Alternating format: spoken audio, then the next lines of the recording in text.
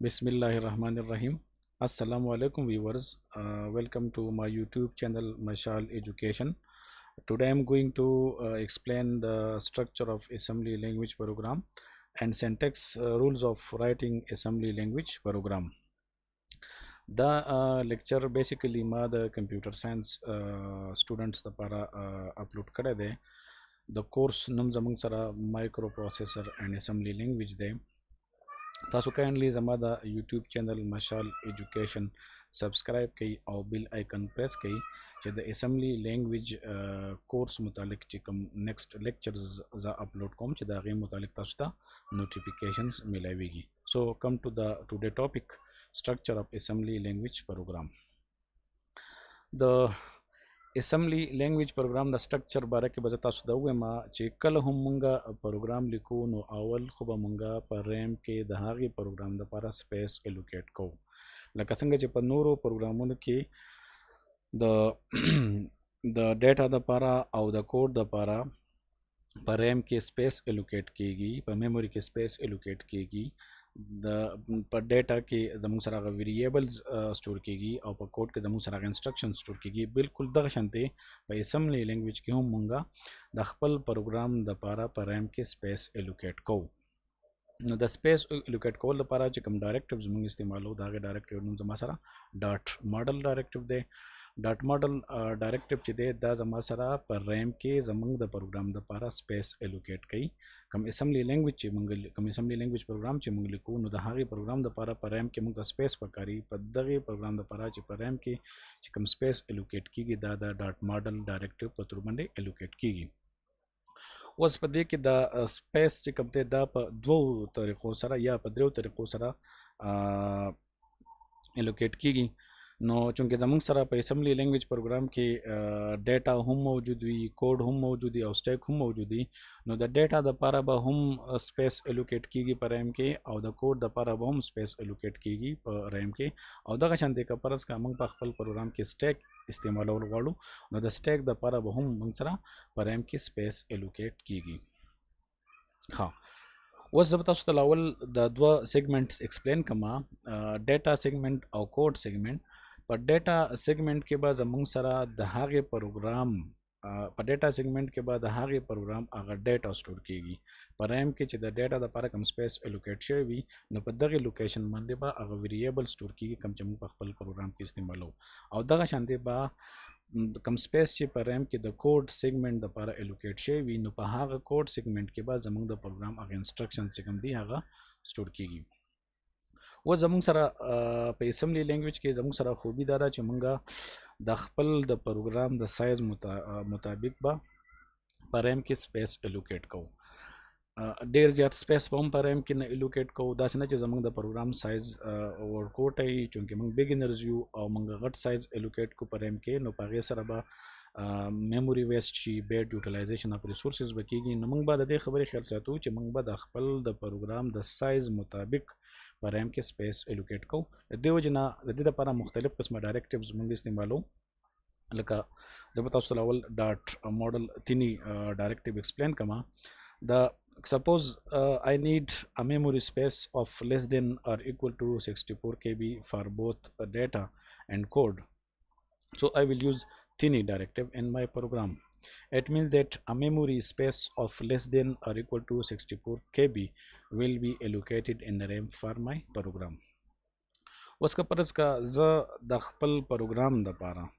په خپل پروګرام کې د ډیټا سیګمنټ د لپاره او د کوډ سیګمنټ د لپاره زه لیس دین 64 KB سپیس په ریم کې الوکیټ کوم نو په هغه حالت کې به زه بیا ډاټ ماډل تینی ډایرکټیو استعمالوم. مطلب که زه په خپل اسمبلی لینګویج پروګرام کې ډاټ ماډل تینی ډایرکټیو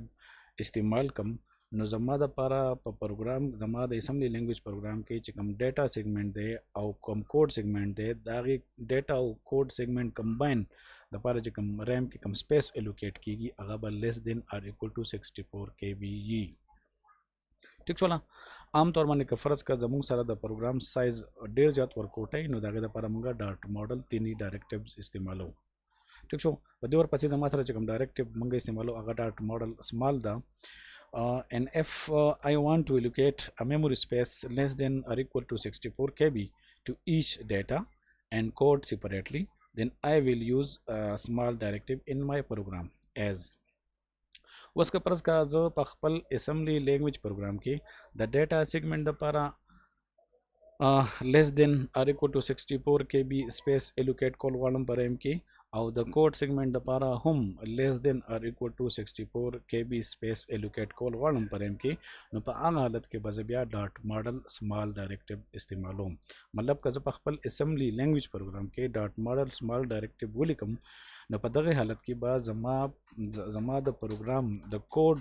सेगमेंट द पारा less than और इक्वल टू 64 kb स्पेस पर एम की एलोकेट शी और दगे शांति द डेटा सेगमेंट द पारा बा पर एम की लेस देन और equal to 64 kb space allocate she आम तौर बंदे चूंकि बिगिनर्स जी दी आगवी तो देर ज़्यादा वर्कआउट है देर ज़्यादा small size small memory space हम नहीं पकार और लार्ज मेमोरी स्पेस हम नहीं पकार पर एम के आम तौर माने मंगा पखपल प्रोग्राम के डॉट मॉडल स्मॉल डायरेक्टिव इस्तेमाल हो दिन और पसी दिन नंबर कम डायरेक्टिव चिदागे तमंगा डॉट मॉडल मीडियम वायु if I want to allocate a memory space less than or equal to 64 kb to data and any size to code, then I will use medium directive in my program as. उसका परस का ज अखपल पदी program की द data segment द पारा लेस देन और equal to 64 kb space allocate कॉल वालम पर एम की और द कोड द पारा द इंस्ट्रक्शंस द पारा ज एनी साइज एलोकेट कॉल वालम पर एम की न पर आगे हालत के बजबिया डॉट मॉडल मीडियम डायरेक्टिव इस्तेमाल हो मतलब का जब अखपल assembly language program की डॉट मॉडल मीडियम डायरेक्टिव बोली कम नो पदक हालत के बा द डेटा सेगमेंट द पारा पर एम के लेस देन और equal to 64 kb space allocate शी और द कोड सेगमेंट द पारा बा एनी साइज एलोकेट शी पर एम के हाँ बदे और पसे कम बल डायरेक्टिव चमंगे इस्तेमालो अगर डॉट मॉडल कम्पैक्ट थे and if I want to allocate a memory space less than or equal to 64 kb to code and any size to data, then I will use compact directive in my program. उसका परस का जो पखपल assembly language program के the data segment द पारा any size allocate call वालम पर एम के और द कोड सेगमेंट द पारा लेस देन और equal to 64 kb space allocate कॉल वालम पर एम के न पदगी हालत के बाद जब अखपल प्रोग्राम के डॉट मॉडल कम्पैक्ट डायरेक्टिव इस्तेमाल हो मतलब का जब अखपल assembly language program के डॉट मॉडल कम्पैक्ट डायरेक्टिव विलिकम न पर आग हालत के बाद द डेटा सेगमेंट द पारा एनी साइज एलोकेट शी पर एम के हो द कोड सेगमेंट द पारा बा लेस देन और equal to 64 kb space allocate शी पर एम के दिन पस का फर्ज का मंगा द डेटा सेगमेंट द पारा एनी साइज अगस्तल वालू और द कोड साइज द पारा एनी साइज अगस्तल वालू न बिया मंगा डॉट मॉडल लार्ज डायरेक्टिव इस्तेमाल हो Now, if I want to allocate a memory space of any size to code segment and any size to data segment, then I will use large directive in my program. उसका परस का जो पखपल assembly language program की the data segment द पारा जो any size पर एम के allocate कॉल वालम और the code segment द पारा पर एम के any size allocate कॉल वालम न पर आगा हालत के जबिया डॉट मॉडल large directive इस्तेमाल हो और बाज़ी हालत के दास ये चमंग था कम प्रोफेशनल्स चीवी कम प्रोग्रामर्स चीवी चागड़े जाते एक्सपर्टी प्रोग्रामिंग के नागवी त लार्ज साइज पकार वी दखपल प्रोग्राम द पारा पर एम के नो प्रोफेशनल्स आम तौर मंदे लार्ज डायरेक्टिव आओ ह्यूज डायरेक्टिव इस्तेमाल है पखपल प्रोग्राम के द मेमोरी स्पेस एलोकेट कवल द पारा पर एम के उसका मता द लार्ज डायरेक्टिव ना ज़्यादा स्पेस पकारी द डेटा सेगमेंट द पारा और द कोड सेगमेंट द पारा नजबिया द लार्ज डायरेक्टिव पर जेवन बिया ह्यूज डायरेक्टिव हम इस्तेमाल वालशम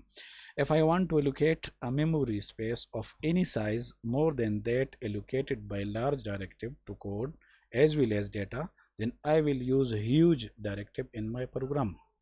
उसका ज़्यादा वे मा suppose I'm a professional and I want to allocate more space for data segment and more space for code segment than the large directive, then I should use a huge directive. मतलब का जो अखपल assembly language program के the data segment द पारा में huge any size allocate call वालम और the code segment द पारा में huge any size allocate call वालम न पर आग हालत के जबिया the large directive पर जेवन बिया जो huge directive इस्तेमाल अगर चे ह्यूज डायरेक्टिव मता द लार्ज डायरेक्टिव मुकाबले के ज़्यादा स्पेस एलोकेट कई पर एम के اوس چونکې عام طور باندې زمونږه د بګینرز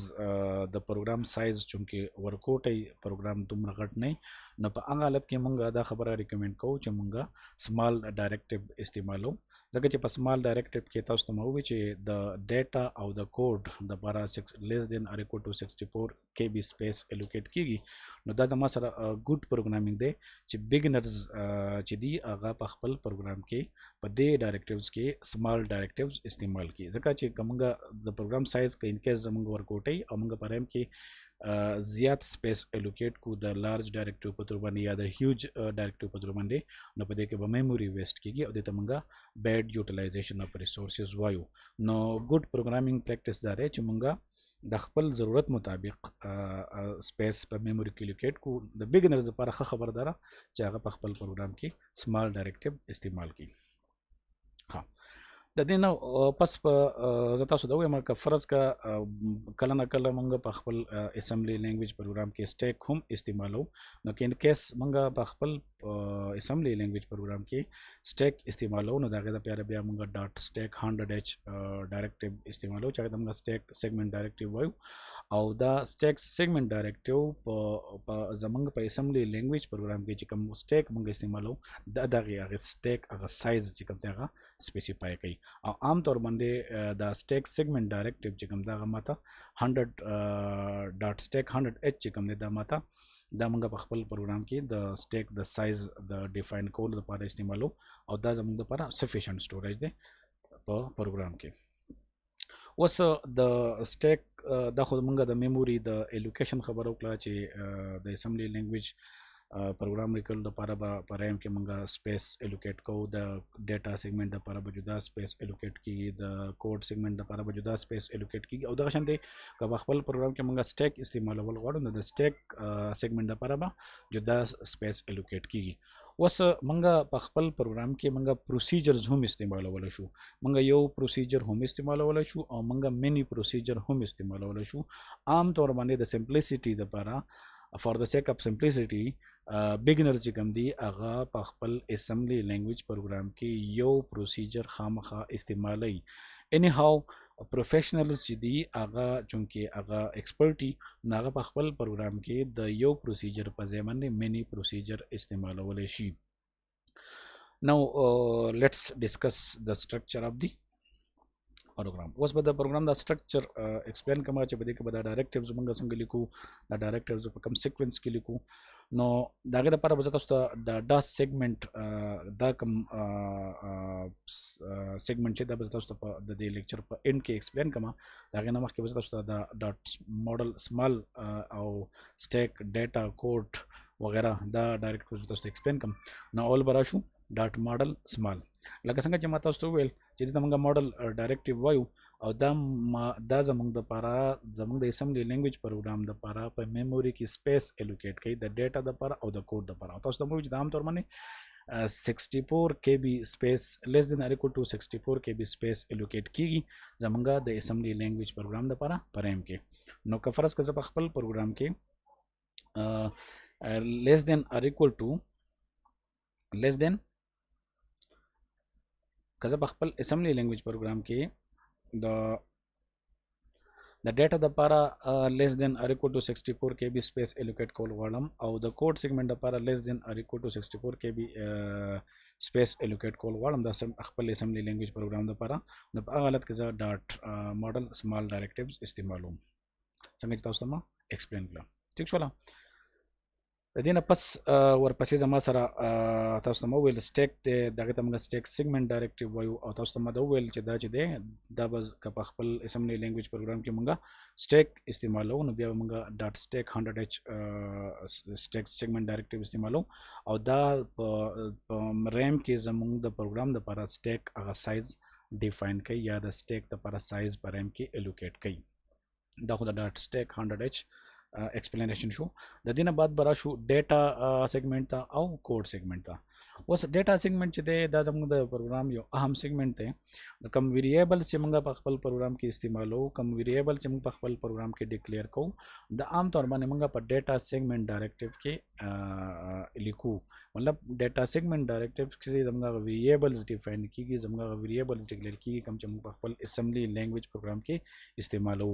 ٹھیک شولا دغه شانتي ډاټ کوډ سیگمنٹ چې کوم دی د موږ کوډ سیگمنٹ ډایرکټیو وایو او زمونږ د اسمبلی لینګویج پروګرام هغه ایکچوال ایگزیکیوټیبل انسټرکشنز چې کوم دي هغه په ډاټ کوډ سیگمنٹ ډایرکټیوز کې موجود وي مطلب په کوډ سیگمنٹ کې هغه ایکچوال انسټرکشنز موجود وي کوم چې موږ د خپل اسمبلی لینګویج پروګرام لپاره لیکو د دې نه بعد ما تاسو ته وویل چې زمونږ په پروګرام کې به پروسیجرز خامخا که بګنرز نو یو پروسیجر به یې خامخا پکې موجود او که ان کیس پروفیشنلز وی نو هغه بیا مینی پروسیجرز استعمالولی شي په دې کې دا مین پروک چې کوم دی دا زما د پروسیجر نوم دی پروک دلته کې د پروسیجر نوم دی تاسو د پروسیجر ته بل نوم هم ورکولی شئ خو دلته کې ما د کوم پروسیجر چې ما خپل په دې پروګرام کې لیکلی ته ما پروک نوم ورکړی دی دلته کې پروک چې دی دیس از د نیم اف اور پروسیجر یوزډ ان اور اسمبلی لینګویج پروګرام په دې باندې زما سره پروسیجر سٹارټ شو ٹھیک شولا وس پروسیجر به په کوم ځای کې انډ کوو نو چونکې دې ځای کې پروسیجر سٹارټ شو پروسیجر به موږ خپل په دې پروګرام کې انډ کوو نو دې دا ځای کې وګورئ دا زما سره په دې ځای باندې مین انډ پی it specifies the end of our procedure کوم پروسیجر چې موږ بره سٹارټ کړو نو دا به موږ په خپل پروګرام کې بیا ایگزیټ کوو نو دا غي د ایگزیټ ته باندې موږ end p ولیکو او and it specifies the end of our procedure اوس د پروسیجر نه بعد برا شو دا پروګرام چونکې تاسو ته به په نیکسٹ لیکچر کې د سنگل په اسمبلی لینګویج کې د سنگل کریکټر په سکرین باندې د ډسپلی کول لپاره یا په سکرین باندې پرنٹ کول لپاره په نیکسٹ لیکچر کې یو پروګرام پریکټیکلی ایکسپلین کوم د هغه پروګرام ما تاسو ته دلته کې لکشن ته ایکسپلین کړی دی په نیکسٹ لیکچر کې به دا پروګرام بالکل سیم دغه پروګرام موږ پریکټیکلی په د میسم په تر باندې او د ډاس باکس په تر باندې د لینک په تر باندې موږ پریکټیکلی په نیکسٹ لیکچر کې دا ایکسپلین کو ایگزیکیوټ کو او رن کو به تاسو به دا آوټپوټ وینئ نو دا غي د لپاره د نیکسٹ لیکچر د لپاره دا پروګرام ډیر زیات اهم دی تاسو کاندي دا پروګرام ډیر ښه طریقې سره ځان پوه کې په دې باندې وڅونګه دا پروګرام د په سکرین باندې د یو سنگل کریکټر د ډسپلی کول لپاره موږ استعمالو مطلب دا پروګرام ماته په سکرین باندې یو سنگل کریکټر پرنٹ کوي دی وجنه د پروک نرستو باز دلته کې هغه انسټرکشنز لیکم کم چې د سنگل کریکټر د ډسپلی کولو لپاره پکاريږي موږ ته په اسمبلی لینګویج پروګرام کې د ګوره دا مو ډی ال ا مو زما سره اپ کوډ دی ډی ال زما سره ډیټا رجسٹر دی او زما سره کریکټر دی کم چې په سکرین باندې پرنٹ کول غواړم نو د انسټرکشن مطلب دا دی دا تاسو ګوره زما سره په کوډ سیگمنٹ کې موجود دی د دې انسټرکشن مطلب دا دی چې ما کریکټر ا کم چې زه په سکرین باندې پرنٹ کول غواړم ان شاء الله په نیکسٹ لیکچر کې به پریکټیکل تاسو دا وینئ دا کریکټر موږ ډیټا رجسٹر ډی ال ته موو کو نو اوس په ډیټا رجسٹر یا جنرل پرپز رجسٹر ډی ال کې دا ا کریکټر وس سٹور شو مطلب ډی ال رجسٹر ته ا کریکټر مو شو په ډی ال رجسٹر کې اوس ا کریکټر سٹور شو ٹھیک شو د دې نه پس پس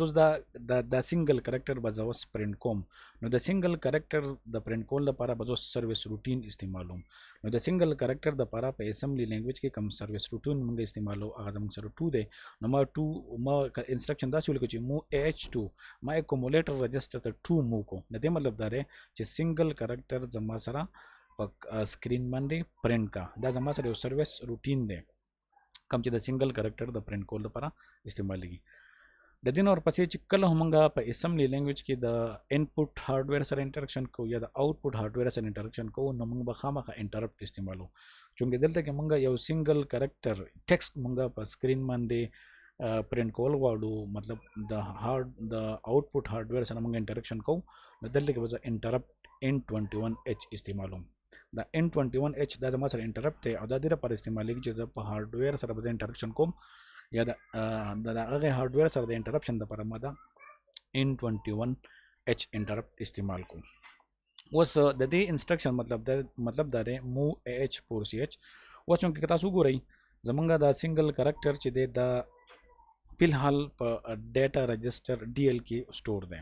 مطلب زمونږ کنټرول چې کوم دی هغه اوس په ډیټا رجسټر کې دی. که اوس موږ د دې ډیټا رجسټر نه خپل کنټرول ریټرن کوو، ډیټا رجسټر نه موږ خپل کنټرول ریټرن کوو، نو د هغې لپاره موږ یو سروس روټین استعمالو چې هغې ته موږ 4CH وایو. مطلب 4CH داسې سروس روټین دی کوم چې موږ د رجسټر نه د ریټرن کولو لپاره استعمالو. نو چونکې په دې ټایم کې زموږ سنګل کرکټر A چې کوم دی هغه په DL رجسټر کې پروت دی، کنټرول هلته کې دی، نو د کنټرول د ریټرن کول لپاره ما سروس روټین 4CH استعمال کو او د دې په تر باندې کنټرول چې کوم دی هغه د رجسټر نه ریټرن شو. ټیک شو. اوس څنګه دا کریکټر به اوس په سکرین باندې پرنٹ کوم، نو اگین زه به د هارډویر سره انټریکشن کوم، نو د هارډویر سره د انټریکشن لپاره به اوس بیا د انټرپټ استعمالوم. نو د ټیکسټ د لپاره چې کوم انټرپټ موږ په اسمبلی کې لینګویج کې استعمالو هغه زما سره N21H دی. نو د N21H په تر باندې موږ د هارډویر سره انټریکشن وکړو. دا زما سره تاسو ته ویل چې دا زما سره د پروسیجر هغه اند دی، کوم چې بره موږ پروسیجر سٹارټ کړو په دې ځمانه زما سره هغه پروسیجر اند شو او دا زما سره د اسمبلی لینګویج پروګرام هغه اند دی. دا زما سره یو سمپل اسمبلی لینګویج پروګرام دی کوم چې موږ ته په سکرین باندې سنگل کریکټر پرنٹ کوي. ان شاء الله دا پروګرام څنګه چې دا موږ لیکل دی ایگزیکټ دغه سی به دا پروګرام پریکټیکلی په نیکسټ لیکچر کې په ډاس باکس کې لیکو او په میسم باندې به ایکسپلین کو، لینکر به استعمالو او پریکټیکلی به تاسو ان شاء الله په نیکسټ لیکچر کې وینئ. اوس په دې ورپسې به راشو سینټیکس ته چې د اسمبلی لینګویج پروګرام سینټیکس به څنګه وي. نو د هغې لپاره سینټیکس رولز دا دي چې فرست دا دی چې سپیس آفټر اپ کوډ، چې کله هم موږ په خپل اسمبلی لینګویج پروګرام کې کم اپ کوډ چې موږ استعمالو نو د هغې اپ کوډ نه پس په سپیس خامخا موجود وي. تاسو د انسټرکشن ته وګورئ، د ایگزامپلز کې وګورئ، دا مو زما سره اپ کوډ دی، دې چې دا زما سره سپیس دی او ورپسې زما سره دا DL چې کوم دی دا ډیټا رجسټر دی. نو د ډیټا رجسټر او د اپ کوډ په منځ کې دا سپیس موجود دی، دا زموږ سره اولنی سینټیکس رول دی. ټیک شو چې د اپ کوډ نه بعد به سپیس خامخا موجود وي، د اپرینډ او د اپ کوډ په منځ کې به سپیس خامخا موجود. دیس از فرست سینټیکس رول. دویم دا دی چې ون اپرینډ مسټ بی ا جنرل پرپز رجسټر. دویم سینټیکس رول دا دی چې دا کوم اپرینډ چې موږ استعمالو په دې اسمبلی لینګویج پروګرام کې، لکه دلته دا DL زما سره یو اپرینډ دی، A زما سره اپرینډ دی، نو په دې اپرینډ کې به یو اپرینډ خامخا جنرل پرپز رجسټر وي. په دې اپرینډ کې به یو اپرینډ خامخا جنرل پرپز رجسټر یا ډیټا رجسټر ورته موږ ویلی شو. لکه دلته کې ګورئ دا A زما سره اپرینډ دی خو دا کرکټر دی، دلته کې DL زما سره جنرل پرپز رجسټر دی، نو دلته کې دا کرکټر A چې کوم دی دا DL رجسټر ته مو شو، دا DL زما سره یو جنرل پرپز رجسټر یا ډیټا رجسټر دی. نو په دې دواړو اپرینډ کې به یو اپرینډ خامخا ډیټا رجسټر یا جنرل پرپز رجسټر وي. اوس که تاسو ته زه دا نیکسټ دا ایکسپلین کوم د ایگزامپل په تر باندې تاسو وګورئ دا A زما سره یو اپرینډ دی، B هم زما سره اپرینډ دی، خو په دې دواړو کې زما سره یو اپرینډ داسې نشته چې هغه زما سره جنرل پرپز رجسټر وي. نو که زه مو B کاما A ولیکم نو دا A او B دواړه زما سره کرکټر دي، نو دلته کې زه A کرکټر B کرکټر ته نشم کولی ځکه چې دلته کې زما سره یو اپرینډ خامخا جنرل پرپز رجسټر پکار دی. سو دیس از انویلډ. دا کوم انسټرکشن چې ما لیکلی دا انویلډ دی، ځکه انویلډ دی چې په دې کې یو اپرینډ خامخا جنرل پرپز رجسټر پکارو کوم چې دلته کې نشته. سو دیس از انویلډ. تاسو د لاندې ته وګورئ، داسې تاسو ته دا دویم ایگزامپل به درکړم د دې سینټیکس رول نمبر 2 چې دلته ګورئ مو 5,6 مطلب 6 نمبر 5 نمبر ته مو کا. اگین دلته کې زما سره کوم دواړه کانسټنټ استعمال شوي دي، چونکې دلته کې اگین زما سره جنرل پرپز رجسټر نشته یا ډیټا رجسټر نشته. څنګه چې ما تاسو ته وویل چې یو اپرینډ به په دې کې خامخا ډیټا رجسټر یا جنرل پرپز رجسټر وي، چونکې دلته کې یو کانسټنټ زه بل کانسټنټ ته نشم کولی، په دې کې زما سره یو اپرینډ جنرل پرپز رجسټر موجود نه دی، لہذا دا سینټیکس هم زما سره انویلډ دی. دغه شانتې دریم سینټیکس رول ته به راشو چې اپرینډ مسټ بی اف د سیم سایز. اوس په دې اسمبلی لینګویج کې کوم اپرینډ چې موږ استعمالو د دې اپرینډ سایز به سیم وي. مطلب تاسو دلته کې ګورئ دا DL چې دی دا زما سره 8 بیٹ رجسټر دی او AX چې دی دا زما سره 16 بیٹ رجسټر دی. نو دلته کې د DL رجسټر سایز چې کوم دی هغه 8 بیٹ دی. د AX رجسټر سایز چې کوم دی هغه 16 بیٹ دی چونکې د دواړو اپرینډ سایز سیم نه دی لہذا دا سینټیکس انویلډ دی ٹھیک شو د دواړو اپرینډ سایز به سیم پکاري یا خو به دواړو اپرینډ 8 بیٹ پکاري سایز به سیمی یا به دواړه اپرینډ چې کوم دی هغه 16 بیٹ پکاري سایز به سیمی اگر تاسو دلته وګورئ په دې ایگزامپل کې مو dx, ax دلته تاسو ګورئ x رجسټر هم زما سره 16 بیٹ رجسټر دی او dx رجسټر هم زما سره 16 بیٹ دی دا سینټیکس واس ویلیډ دی دا ټیک دی ځکه چې دواړه اپرینډ چې دی د غوي سایز زما سره سیم دی خو کدی چې موږ وګورو نو دلته کې x زما سره 16 بیٹ دی او dl زما سره 8 بیٹ دی چونکې د دې سایز نه میچ کیږي د سایز چونکې سیم نه لہذا دا سینټیکس انویلډ دی دا غلط دی د دې علاوه سینټیکس رول نمبر 4 دا دی چې د کاما بټوین اپرینډز د دې اپرینډز په منځ کې به خامخا کاما موجود وي تاسو په دې اولنی انسټرکشن کې وګورئ مو ډیل کاما ا د دې دواړو اپرینډ په منځ کې به کاما خامخا موجود وي کاما به د دواړو اپرینډز په منځ کې موجود وي او د دې کاما په وجه باندې به اپرینډ چې دی هغه د بل نه سپریټ شي او لاست نمبر سینټیکس چې کوم سینټیکس رول چې کوم دی هغه ما سره کمنټ دی اوس په اسمبلی لینګویج کې د کمنټ لپاره چې کوم دغه استعمالي هغه موږ سیمی کولون استعمالو سیمی کولون از یوزډ as a comment in assembly language program مطلب comment must start with a semicolon که موږ په خپل پروګرام کې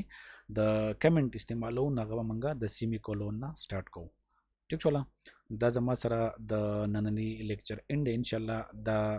پروګرام کوم چې د سنگل کریکټر د پرنٹ کول لپاره موږ استعمالو په اسمبلی لینګویج پروګرام کې دا ان شاء الله پریکټیکلی موږ په نیکسټ لیکچر کې ایکسپلین کوو تاسو کایندلی زما دا یوټیوب چینل سبسکرایب کړئ او بیل آیکن پریس کړئ چې تاسو ته د اسمبلی لینګویج د نورو پروګرامونو متعلق نوټیفیکیشن ملایوي. This is the end of today lecture. Thank you all.